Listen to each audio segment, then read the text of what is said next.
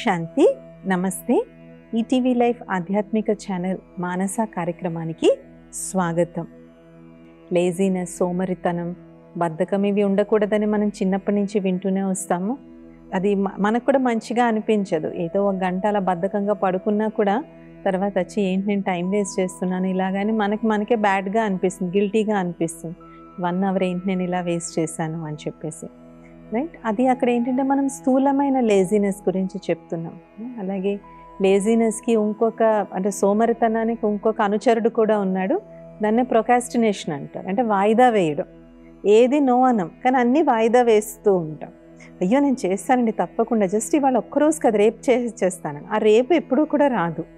So ఈ లేజీనెస్కి అనునయుడు అనమాట, అనుచరుడు ప్రొకాస్టినేషన్, సోమరితనము, వాయిదా. దీన్నే ఆధ్యాత్మిక భాషలో అంటాం ఆలస్య ఆర్ అల్బేలాపన్, అంటే సోమరితనము, నిర్లక్ష్యము, రైట్. సో ఇవి మనం మామూలుగా చూస్తూ ఉంటాం.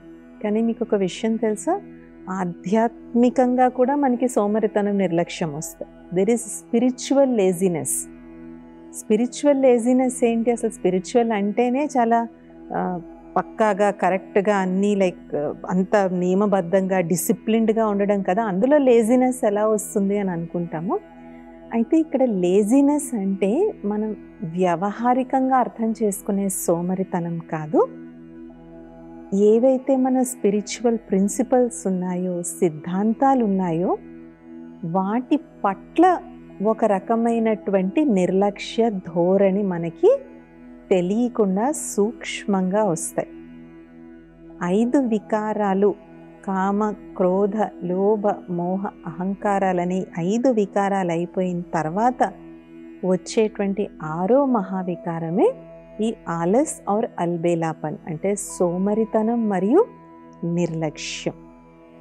ఉదాహరణకి మనకి తెల్లవారుజామున 4 గంటలకు లెగిసి యోగం చెయ్యాలని తెలుసు, రోజు చేస్తున్నాం కదా, వాళ్ళు ఒక్కరోజు చేయకపోతే ఏమవుతుంది అనేటువంటిది వస్తుంది. అలాగే మనం రోజు ఆధ్యాత్మిక విషయాలు వినాలి, చదవాలి అని తెలుసు, తర్వాత చూద్దాంలే, అప్పుడు చేద్దాంలే, ఇప్పుడు చేద్దాంలే అని వాయిదా వేస్తూ ఉంటాము. సో ఇలాగ మెల్లమెల్లగా ఏవైతే మనం పాటించాల్సినటువంటి ఆధ్యాత్మిక సిద్ధాంతాలు ఏవైతే ఉంటాయో వాటి పట్ల మనకు ఒక రకమైనటువంటి చిన్న చూపు అంటే మొదట్లో వాటికి ఎంత ఇంపార్టెన్స్ ఇస్తామో ఆ ఇంపార్టెన్స్ మెల్లమెల్లగా తగ్గిపోతూ వస్తుంది. చాలామంది ఆధ్యాత్మిక మార్గంలో చాలా మంచిగా నడిచి సడన్గా దాన్ని వదిలేసి వెళ్ళిపోవడానికి కారణం కూడా వాస్తవంగా కామక్రోధలోభ అహంకారాలు కాదు. ఫస్ట్ స్టార్ట్ అయ్యేదే సోమరితనం, నిర్లక్ష్యం. ఎప్పుడైతే మనం నిర్లక్ష్యం ఆరంభిస్తామో అప్పుడు 5 వికారాలకి చిన్న సందు దొరుకుతుంది లోపలికి రావడానికి. ఆ చిన్న సందులోంచి ఒంటి కథ చెప్తారు కదా, ఒంటి అంటే ముందు తల పెట్టుకుంటానని, తర్వాత అందులో ఉన్న కాపరినే బయటికి గెంటేసి మొత్తం ఆ డేరా అంతా ఒంటే జమ చేసుకుంది. సో సోమరితనం, నిర్లక్ష్యం అనే ఈ చిన్న సందు చూడండి. ఒక్కోసారి మనకి గదంతా చీకటి చేస్తాం, కానీ ఎక్కడో కర్టన్ మూల నుంచో, కిటికీ హింజెస్ మూల నుంచో వెలుతురు వచ్చేస్తుంటుంది కదా. ఇది కూడా అంతే, కనిపించకుండా సూక్ష్మంగా పర్లేదులే, 1 గంటే కదా, 2 గంటలే కదా, ఏమైందిలే, ఇవాళ ఒక్కరోజే కదా, ఇవాళ అది కదా, ఇలాగ మనకి మనం సర్ది చెప్పేసుకోవడం వల్ల వచ్చేటువంటి సోమరితనం, నిర్లక్ష్యము ఆ మూలల్లోంచి దూరేలాంటి ఒక వికారం అన్నమాట. ఇది వచ్చిన తర్వాత ఆ సోమరితనం, నిర్లక్ష్యం అనేది ఒక మైకంలా పట్టేస్తుంది కదా. ఆ మైకంలోనే 5 వికారాలు వచ్చేస్తాయి. చూడండి, కొంతమంది దొంగతనం చేయాలంటే ముందేం చేస్తారు, జేబురుమాలతో క్లోరోఫామ్ పెట్టేస్తారు. సో ఆ వ్యక్తి మైకంలోకి వెళ్ళిపోతాడు. మైకంలోకి వెళ్ళిన వ్యక్తి దగ్గర నుంచి ఏది కావాలంటే అది దోచుకోవచ్చు. ఇది కూడా అంతే. ఈ ఆలస్, అల్బేలాపన్, ఈ సోమరితనం, నిర్లక్ష్యం అనేటువంటి మైకం పడితే మాయ, అంటే పంచవికారాల రూపీ మాయ వచ్చి మనలో ఉన్నటువంటి శాంతి, సుఖం, ఆనందం అనేటువంటివన్నీ దోచుకుంటుంది. ఎలా దోచుకుంటుంది అంటే మర్చిపోయిన విషయాలన్నీ గుర్తు తెచ్చుకుంటాము, అనవసరంగా మాట్లాడతాము, చెప్పకూడనిది చెప్తాము, వినకూడనిది వింటాము, చూడకూడనిది చూస్తాము. ఇలాగా ఈ ఇంద్రియాలను మనము లూజ్గా వదిలేస్తాం. ముందు ఏ ఇంద్రియాన్ని లూజ్గా వదిలేస్తాం? సూక్ష్మ ఇంద్రియాన్ని, అంటే మనసు, బుద్ధి, సంస్కారం. మనసులో నెగిటివ్ థాట్స్ వస్తూ ఉంటాయి, పాస్ట్ విషయాలు గుర్తొస్తూ ఉంటాయి, ఎవరి మీద కోపం రగులుతూ ఉంటుంది, పర్లేదులే అనేసి వదిలేస్తూ ఉంటాం. సో మనసులో వచ్చేటువంటి ఈ ఫస్ట్ సోమరితనం, నిర్లక్ష్యం, తర్వాత ఇంద్రియాల వైపు వస్తుంది. అక్కడేం జరిగిందో, చాలా రోజులైంది, అది ఏమైందో, ఇక్కడేమైందో అని కుతూహలం బయటపడి ఏవైతే స్పిరిచువాలిటీకి ఎగనెస్ట్గా ఉన్నాయో అలాంటివన్నీ చూస్తాము, అలాంటివన్నీ వింటాము, అలాంటివన్నీ అన్ని వైపులా వ్యాప్తి చేస్తాము. ఎందుకు? మైకంలో ఉన్నాం కదా. మైకంలో ఉన్న వ్యక్తికి ఏమన్నా తెలుస్తుందా? అంటారు కదా, మీకు అప్పుడు స్పృహ లేదండి, మీరు స్పృహ లేనప్పుడు అపస్మారక స్థితిలో ఇలా మాట్లాడారు, అలా మాట్లాడారు అని అంటూ ఉంటారు. ఇది కూడా అంతే అన్నమాట. సో అలాగా ముందు సూక్ష్మేంద్రియాలు వశమవుతాయి, తర్వాత జ్ఞానేంద్రియాలు వశమవుతాయి. జ్ఞానేంద్రియాలు వశమైన తర్వాత కర్మేంద్రియాలు కూడా వశమైపోతాయి. ఏ హ్యాబిట్ని అయితే మనం ఇంతకాలం వదిలేసామో మళ్ళీ ఆ హ్యాబిట్ దగ్గరికే మనం వెళ్తాం. ఇవాళ ఒక్కరోజే కదా, ఏమైంది కదా అని చెప్పేసి. సో ఈ విధమైనటువంటి ఆధ్యాత్మిక నిర్లక్ష్యం ఏదైతే ఉందో ఇది మాటి మాటికి ఏం చేస్తుంది? మన ఆధ్యాత్మిక జర్నీని కిందకి మీదకి, కిందకి మీదకి, కిందకి మీదకి తీసుకెళ్తే అలిసిపోతాం. చూడండి, కాన్స్టెంట్గా పైకి వెళ్తున్నాం అనుకోండి, అప్పుడు అలిసిపోయినా మనకి ఏమనిపిస్తుంది? నేను పైకే వెళ్తున్నాను కదా అనిపిస్తుంది. కొంచెం పైకి వెళ్ళాం, మళ్ళీ కింద పడ్డాం, కొంచెం పైకి వెళ్ళాం, మళ్ళీ కింద పడ్డాం. సో దానివల్ల ఎలా ఉంటుంది? 2 అడుగులు ముందుకి, 3 అడుగులు వెనక్కి. సో ఇది కూడా అంతే అన్నమాట. మనం ఎక్కే స్పీడ్ ఫాస్ట్గా ఉండాలి. లేదంటే ఏమవుతుంది? ఈ సోమరితన నిర్లక్ష్యం వచ్చినప్పుడు ముందుకు వెళ్తాం, మనం మంచిగా వెళ్ళిపోతాం, కానీ ఆ ఒక్కరోజు చాలు మొత్తం డౌన్ఫాల్, మొత్తం అంతా కిందకి వెళ్ళడానికి. ఇలా ముందుకి వెనక్కి, ముందుకి వెనక్కి వెళ్ళిన తర్వాత ఏమవుతుంది? అలిసిపోతాం. అలిసిపోయిన తర్వాత ఏం చేస్తాం? అబ్బా ఇది నా వల్ల కాదులే బాబు, ఇంకా ఐ కెనాట్ డూ దిస్ అని వదిలేసి వెళ్ళిపోతాం. సో మొత్తం అంతా ఎక్కడ స్టార్ట్ అయింది? ప్రాబ్లం అంతా ఆ చిన్న నిర్లక్ష్యం దగ్గరే స్టార్ట్ అయింది. అందుకే ఆధ్యాత్మిక మార్గంలో మీరు ఎక్కడ నడవండి, ఏ ఆధ్యాత్మిక మార్గంలో కూడా నడవండి, అక్కడ కోడ్ ఆఫ్ కండక్ట్ అని ఒకటి ఉంటుంది. అంటే ఒక జీవన శైలి అనేటువంటిది ఉంటుంది. ఈ మధ్యన ఒక సిస్టర్ వచ్చారనమాట. ఆ సిస్టర్ అడిగారు, చాలా మంచి ప్రశ్న వేశారు, అది అస్సలు తప్పైన ప్రశ్న కాదు. మనకున్న లైఫే చిన్నది కదా సిస్టర్, ఆ చిన్న లైఫ్లో మనం అన్నీ ఎంజాయ్ చేయకుండా ఇన్ని రూల్స్ రెగ్యులేషన్స్ పెట్టుకుని ఉంటే ఏం ఉపయోగం సిస్టర్ ఇంకా లైఫ్ బతికి అనేసి. అది చాలా మంచి ప్రశ్న. ఎందుకంటే చాలామంది ఆధ్యాత్మిక మార్గంలోకి ఈ ఒక్క రీజన్తో రాకుండా ఆగిపోతారు. డెఫినెట్గా జీవితంలో ఉమంగోత్సాహాలు అనేటువంటివి ఉండాలి, మనల్ని ప్రేమించే వాళ్ళతో మనం సమయం గడపాలి, అన్నీ చెయ్యాలి. కానీ మన అందరి మనసుల్లో కూడా 2 వాదనలు ఎప్పుడూ వస్తూ ఉంటాయి. ఒకటి మన అంతర్వాణి, అంటే వాయిస్ ఆఫ్ అవర్ కాన్షియస్నెస్. ఇంకొకటి కోరికల వాణి, అంటే the voice of our desires. There is voice of consciousness, there is voice of desires. అంటే మన అంతరాత్మ కూడా ఒకటి చెప్తూ ఉంటుంది, కోరికలు కూడా ఒకటి చెప్తూ ఉంటాయి. దేన్ని వినాలి అనేటువంటి చాయిస్ మనది. కానీ ఆధ్యాత్మికత దీంట్లోకి వెళ్తే ఇలా ఉంటుంది, దీంట్లోకి వెళ్తే ఇలా ఉంటుంది అనేటువంటి తప్పు ఒప్పుని తెలియచేస్తుంది. కానీ వ్యక్తిగత నిర్ణయం ఎవరికి వాళ్ళే తీసుకోవాలి.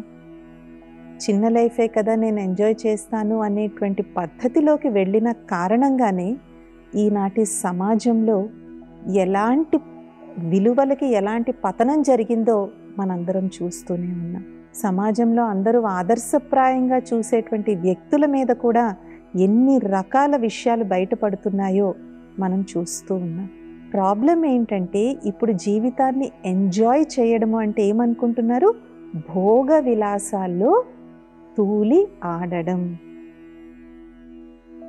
కానీ ఏమవుతుంది? దానికి లిమిట్ లేకుండా అయిపోయిన కారణంగా అవి మనిషి యొక్క కంప్లీట్ పతనానికి అవి దారితీస్తున్నాయి.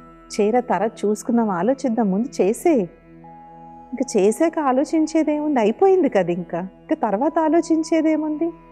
సో అందుకనేసి ఈ కోడ్ ఆఫ్ కండక్ట్, ఎందుకు మీరు ఇలా ఉంటారు, ఎందుకు అలా ఉంటారు అని ఇలాంటి రకరకాల ప్రశ్నలు ఆధ్యాత్మికవేత్తల్ని వేస్తూ ఉంటారు.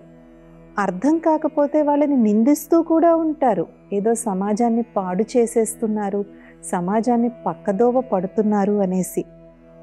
బట్ ఈ ఆధ్యాత్మిక ప్రిన్సిపల్స్ ఏవైతే ఉన్నాయో ఇవి మన స్పిరిచువల్ పాత్లో మనల్ని నిత్యం మీదకు వెళ్ళేలాగా తీసుకుని వెళ్తున్నాయి. స్కూల్లో పిల్లవాడు కూడా నాకు నచ్చిన రోజు నేను స్కూల్కి వస్తాను, నచ్చకపోతే నేను స్కూలుకు రాను అంటే ఏమన్నా చదువు అబ్బుతుందా? చదువు అబ్బదు.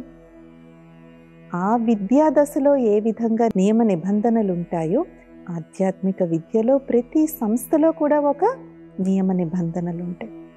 ఎందుకు? చూడండి, మన భారత రాజ్యాంగం కూడా ప్రతి భారత పౌరుడికి కూడా ప్రాథమిక హక్కులు ఇచ్చింది, ప్రాథమిక బాధ్యతలను కూడా ఇచ్చింది. There are rights and responsibilities to every human, to every Indian citizen. Right? ఏముంది, నాకు నచ్చినట్టు నేను ఉంటాను అంటే భారత రాజ్యాంగం కూడా అది ఒప్పుకోదు. నీకు నచ్చినట్టు ఉండడానికి నీకు 6 స్వతంత్రాలు ఉన్నాయి. We all enjoy 6 freedoms. కానీ అదే సమయంలో దానికన్నా ఎక్కువ ఫండమెంటల్ రెస్పాన్సిబిలిటీస్ మనకున్నాయి. ఫండమెంటల్ రైట్స్ కన్నా ఫండమెంటల్ రెస్పాన్సిబిలిటీస్ మనకి ఎక్కువ ఉన్నాయి. సో ఇది ఒక దేశానికి అవ్వచ్చు, సమాజానికి అవ్వచ్చు, పరివారానికి అవ్వచ్చు, ఆధ్యాత్మిక మార్గానికి అవ్వచ్చు, నియమ నిబంధనలు అనేవి లేకపోయినట్లయితే ఈ సోమరితనం, నిర్లక్ష్యం, కేర్లెస్నెస్, విచ్చలవిడితనం అనేటువంటిది ఎక్కువైపోతుంది. కాబట్టి దేని గురించన్నా కూడా మనకి కంప్లీట్ అవగాహన కానీ మనకి వచ్చినట్లయితే అప్పుడు అందులో ఉన్నటువంటి మహత్యం, గొప్పతనం మనకి అర్థమవుతుంది. అవగాహన లేకుండా పైపైన చూసినట్లయితే చూడండి, మహాత్మా గాంధీ గారిని కూడా అనేక రకాల విమర్శలు చేసిన వారు ఉన్నారు. కానీ తరతరాలకి కూడా భారతదేశం అవినాశీ ఖండమైనటువంటి ఈ స్వర్ణిమ భారతదేశానికైనా శాశ్వతంగా జాతి పిత, the father of the nation. ఎందుకు అంటే మనకు ఒక సిద్ధాంతం అర్థం కాకపోతే దాని అర్థం అది తప్పని కాదు. మనకు అర్థం కానివన్నీ తప్పులు కావు. దాన్ని అర్థం చేసుకోవడానికి సహృదయంతో, పాజిటివ్ యాటిట్యూడ్తో దాన్ని అండర్స్టాండ్ చేసుకోవడానికి ప్రయత్నించాలి. కానీ అంతకన్నా దురదృష్టకరమైనది ఇంకోటి ఏంటో తెలుసా? అర్థమైన తర్వాత కూడా దాని మీద బురద జల్లడం. ఎందుకు? అది మనకి ఇష్టం లేదు కాబట్టి.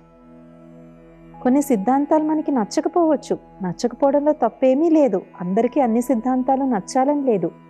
కానీ అనవసరమైనటువంటి బురద జల్లితే అదేమవుతుంది? మన సమయం వృధా, అన్నీ వృధా. ఈ సుందరమైనటువంటి భగవంతుడిచ్చిన ఈ సుందరమైనటువంటి జీవితాన్ని మనం వ్యర్థం చేసుకున్నట్టు కాదా?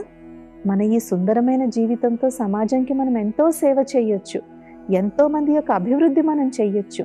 ఆ దృక్పథంలో వెళ్లకుండా మనం అనవసరంగా వ్యర్థం చేసుకోవాల్సిన అవసరం లేదు. కాబట్టి ఏదైతే మన ఆధ్యాత్మిక సిద్ధాంతాలు ఏవైతే ఉన్నాయో, స్పిరిచువల్ ప్రిన్సిపల్స్ ఏవైతే ఉన్నదో, కోడ్ ఆఫ్ కండక్ట్ ఏదైతే ఉందో, ఎలాగైతే ఒక రైలు బండి సరిగ్గా వెళ్ళాలి అంటే అది 1000 కిలోమీటర్లైనా, 1500 కిలోమీటర్లైనా, 2000 కిలోమీటర్లైనా 2 పట్టాలు ఎలా ఉండాలి? సరి సమానంగా ఉండాలి. ఎక్కడైనా వెంట్రుక వాసంత గ్యాప్ వచ్చినా, అందుకే రైల్వేలో గ్యాంగ్ మ్యాన్ అని ఒక ఉద్యోగం ఉంటారు. ఆ గ్యాంగ్ మ్యాన్కి ఇన్ని కిలోమీటర్లకు ఒక గ్యాంగ్ మ్యాన్ ఉంటాడు. ఏం చేస్తాడు అనుకున్నారు? ఆ గ్యాంగ్ మ్యాన్ అన్ని కిలోమీటర్లు రోజంతా ట్రాక్ నడుస్తూనే ఉంటాడు. మరి ఇప్పుడు ఏమన్నా వెహికల్స్ వచ్చాయేమో మరి మనకు తెలీదు. కానీ ఒకప్పుడైతే వాళ్ళ పని ఏంటి? రోజంతా ట్రాక్ అమ్మటి నడుస్తూ ఉండడం. ట్రాక్ దగ్గర ఎప్పుడన్నా ఏదైనా చిన్న పొరపాటు ఉన్నా, రాళ్ళు కరెక్ట్గా లేకపోయినా దగ్గర స్టేషన్కి ఇన్ఫార్మ్ చేయడం. కానీ మన స్పిరిచువల్ లైఫ్లో మనకెవరు గ్యాంగ్ మ్యాన్ ఉండరు. మనమే గ్యాంగ్ మ్యాన్.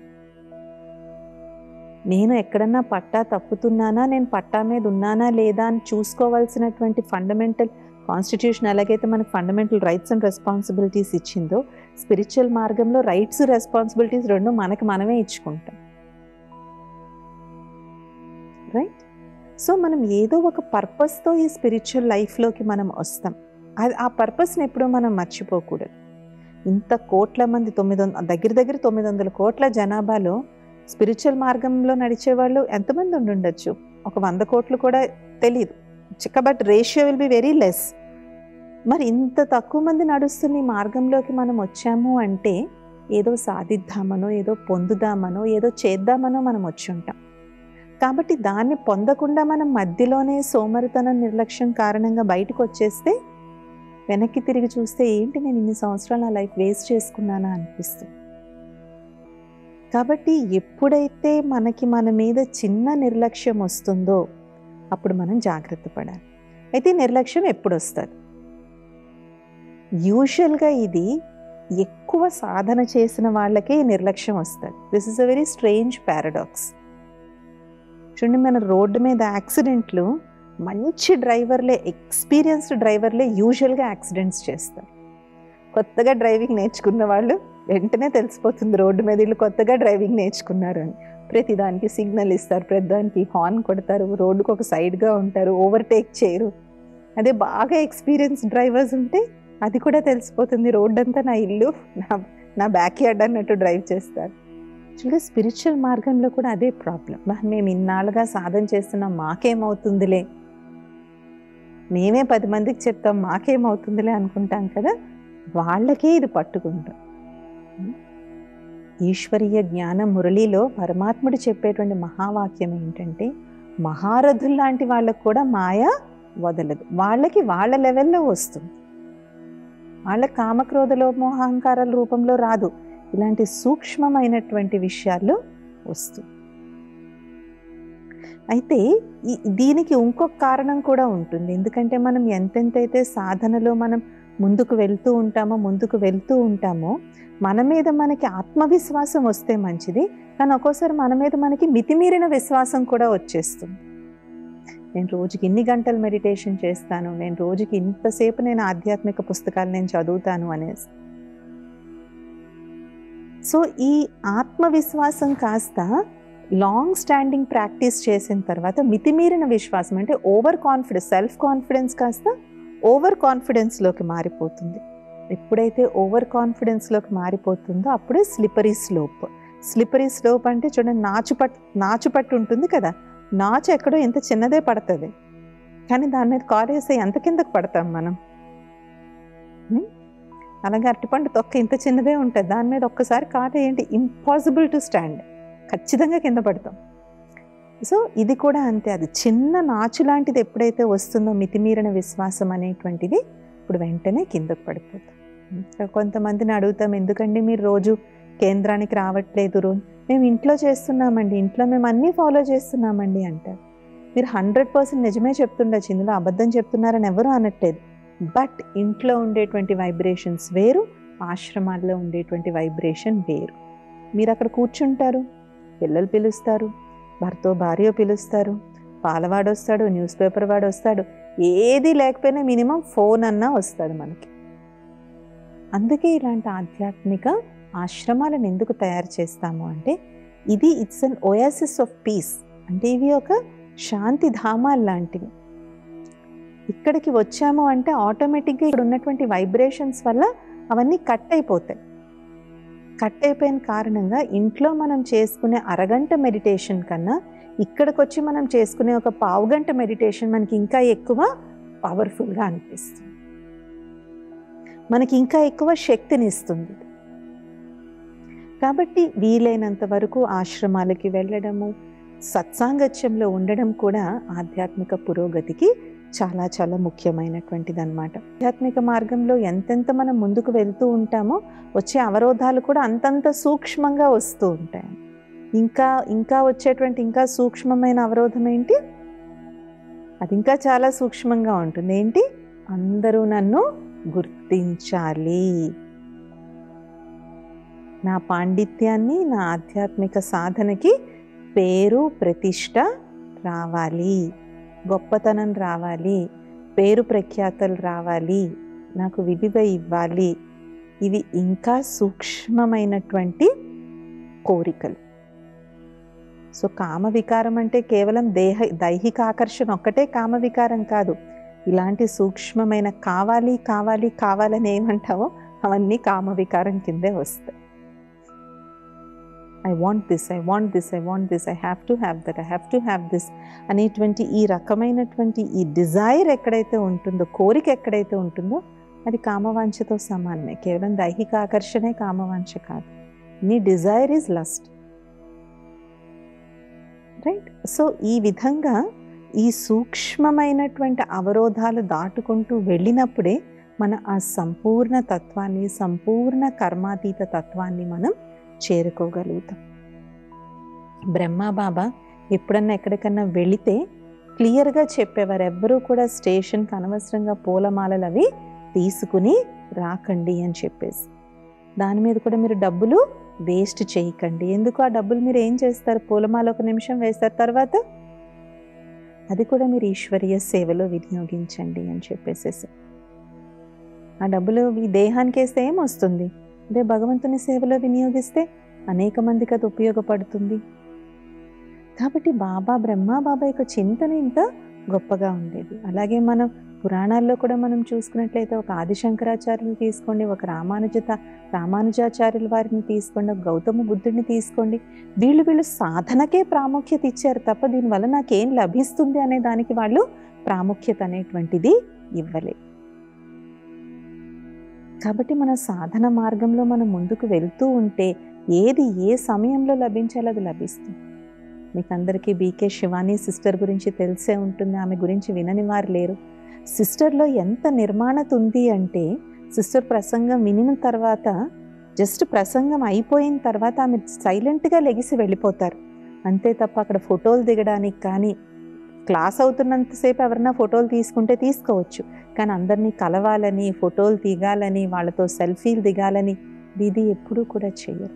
అంత నిర్మాణ చిత్తంగా ఇది ఉంటారు. తామర పువ్వులా ఇలా వస్తారు, క్లాస్ చెప్తారు, అలా లెగిసి వెళ్ళిపోతారు. బహుమతులు కానీ, శాలువాలు కానీ, కిరీటాలు కానీ అవేమీ కూడా సిస్టర్ వేయించుకోరు. తను వాటి వెనకాతలు పరిగెట్టడం లేదు కాబట్టి అన్నీ ఇది వెనకాతలు పరిగెడుతుంది. ఇదొక స్పిరిచువల్ లా. దేని వెనకాతలైతే మనం పరిగెట్టమో అది మన వెనకాతలు పరిగెడుతుంది. చూడండి, నీడను పట్టుకోవాలని ప్రయత్నించే కొద్దీ నీడ మన వెంట రాదు. అదే నీడను వదిలేసి వెళ్ళిపోండి, అది మన వెనకాతలే వస్తుంది. This is also the same thing. మనం ఏది చెయ్యాలో ఏ టైంలో అది ఆ టైంలో మనం చెయ్యడమే. దీనివల్ల నాకు ఈ రిజల్ట్ రావాలి, దీనివల్ల నాకు ఈ రిజల్ట్ రావాలని ఎక్స్పెక్ట్ చేసి చేస్తే మాత్రం ఆ రిజల్ట్ ఇంకా దూరంగా వెళ్ళిపోతుందన్నమాట. కాబట్టి ఈ విధంగా స్పిరిచువల్ లేజినెస్, స్పిరిచువల్ ప్రొకాస్టినేషన్ అంటే ఆధ్యాత్మికంగా సోమరితనం, నిర్లక్ష్యం అనేటువంటి ఈ సూక్ష్మమైనటువంటి మాయా రావణుడి నుంచి కూడా మనల్ని మనం తప్పనిసరిగా కాపాడుకోవాలి. లేదంటే ఈ సూక్ష్మ మాయా రావణుడు వచ్చాడు అంటే వీడి ప్లేస్లో మిగిలిన 5 వికారాలు కూడా ఈజీగా వచ్చేస్తాయి. చాలామంది అనుకుంటారు, మేము మా లైఫ్ని ఆధ్యాత్మిక సేవలో వెళ్దామని చాలా అనుకున్నాం సిస్టర్, కానీ కుదరలేదు, మేము చేయలేకపోయాం. దట్స్ ఓకే, అది తప్పనేటువంటి విషయం కాదు. బికాజ్ ప్రతి ఒక్కరి లైఫ్ ప్రీడెస్టిన్డ్. ఎవరికి ఎవరితో కర్మ లెక్కాచారం ఉందో వాళ్ళ దగ్గరికి వద్దనుకున్నా వెళ్ళిపోతారు. బట్ అలాగని ప్రతిదీ మనం కర్మ సిద్ధాంతానికి వదిలేయడానికి లేదు. మన ప్రయత్నంలో మనం ఏదన్నా ఎక్కడన్నా వెనకబడ్డామా ఏంటా అనేది కూడా ఒక్కోసారి మనం చూసుకోవడం చాలా చాలా ముఖ్యమైనటువంటి విషయం అన్నమాట. సో ఆలస్ ఆర్ అల్బేలా పని, ఈ సోమరితనం, నిర్లక్ష్యం అనేటువంటి ఈ 2 చిన్న వికారాలు కాదు, ఇవి చాలా పెద్ద వికారాలు. ఒక్కోసారి మనం అనుకుంటాం, నేను రోజంతా సఫలం చేసుకున్నాను, కేవలం 20% 30% కదా నేను వేస్ట్ చేస్తున్నాను అని చెప్పేసి. కానీ 20% 30% వేస్ట్ చేసిన తర్వాత 100%కి అది అలవాటైపోతుంది అన్నమాట. కాబట్టి ఇలాంటి వికారాల నుంచి కూడా మనల్ని మనం కాపాడుకోవాలి. ఇది ఇవాల్టి మానస కార్యక్రమం. వచ్చే మానసాలు ఇంకొన్ని ఆధ్యాత్మిక విశేషాలు తెలుసుకుందాం. ఓం శాంతి, నమస్తే.